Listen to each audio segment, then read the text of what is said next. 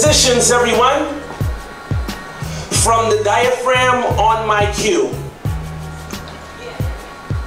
There's an entire choir made out of an orphanage in Uganda where the orphans sing like organs. Fluorescent light shoots out of their voices to the point where their hallelujahs are blinding. I never met them, but I did meet Jim. My name is faceless to most, but I answer to Jim. All I know is that I was born in an army base in North Carolina. Mommy and daddy split. Next thing I know, like cargo, I was packaged and shipped to Indiana.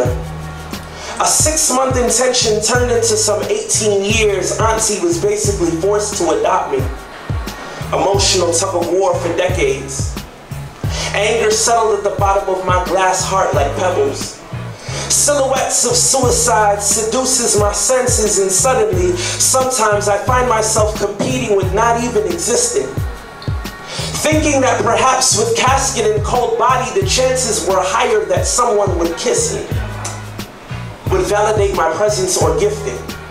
But the Lord goes gleaning.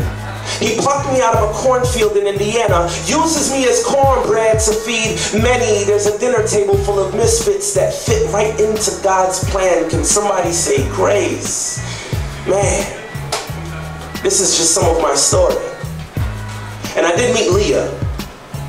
My name is faceless to most, but I answer to Leah.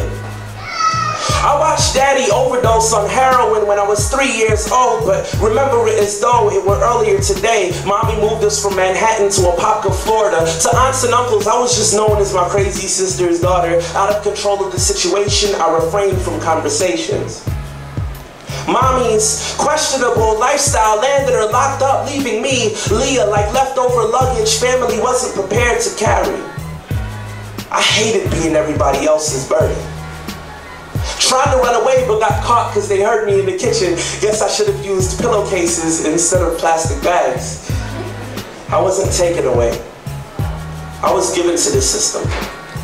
My entire 6th grade year coming home to Great Oaks Village Group Home, not one soul came to visit this little girl, and there were always visitors. I inhaled rejection and exhaled hate, sorrow, and confusion like puffs of cigarettes. It wasn't good for me. You know, the foster care glasses are really cheap and plastic, and with the gap in my teeth, man, how mean they can be to a half-white, half-Latino nobody who needed a friend. Eventually, a family takes me in. Gaining a new father, but losing my natural mother in the same breath from a jail cell, staring into her beautiful eyes. Now, the color of HIV, she has to sign consent papers releasing responsibility. I watched her go from healthy to a skeleton in the blink of a lifetime, 12 years young, numb, like Novocaine ran through my veins from my brain on down, y'all. I'm still healing. My new daddy fixed computers as a hobby, and my brother was a genius. They spoke to me quite often of Jesus, so I picked up interest in both PCs and the gospel. I currently run and program computer systems at schools for a living. There must be a God who cares about children. This is just some of my story. For the 143 million worldwide left between the cracks of city streets in DCF, listen, keep your head up. There's an elephant in the sky, huge and has a great memory. You are not forgotten. You are remembered and revered. And on behalf of the 286 million or so parents unprepared, I apologize.